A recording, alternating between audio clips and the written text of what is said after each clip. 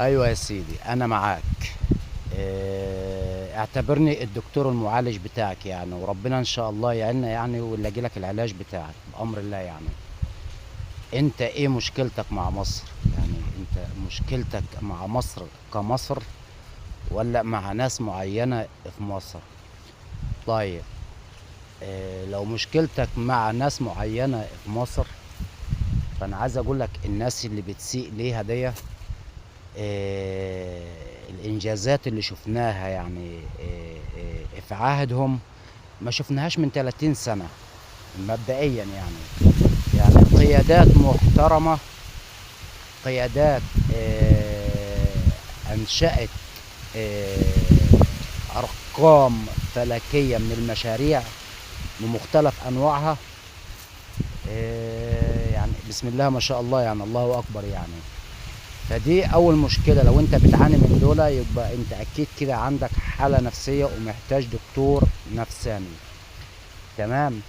عشان يوصل لك المعلومة إن الناس دي صح، والناس دي ماشية على السياق المظبوط.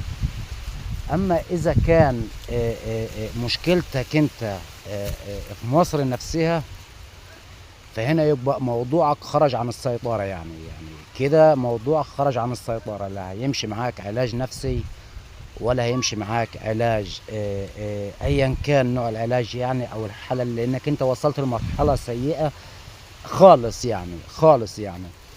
فانا عايز اقول بس كده عشان نختصر مع بعضنا، ان ربنا يحفظ مصر بكل قياداتها العظيمة. ربنا يحفظها من كل شر ومن كل سوء ومن كل الحاقدين عليها من الداخل والخارج. اللهم امين يا رب العالمين. اما كون انك تشوه صورة المصريين كرئيس وكوزارة، ما اعتقدش يعني ممكن حد يقتنع بالكلام ده، الا اذا كان اصلا هو عبارة عن مهرج اراجوز تابع للجماعة الاخوانيين كده، ممكن اعتقد ذلك يعني. ولذلك انا سألت في اول الفيديو وقلت انت ايه يعني مشكلتك، وايه اللي مزعلك من مصر يعني. لو كنت بتعتب على القيادة والمسؤولين يعني، وده زعل شخصي، فانا حلتها لك يعني.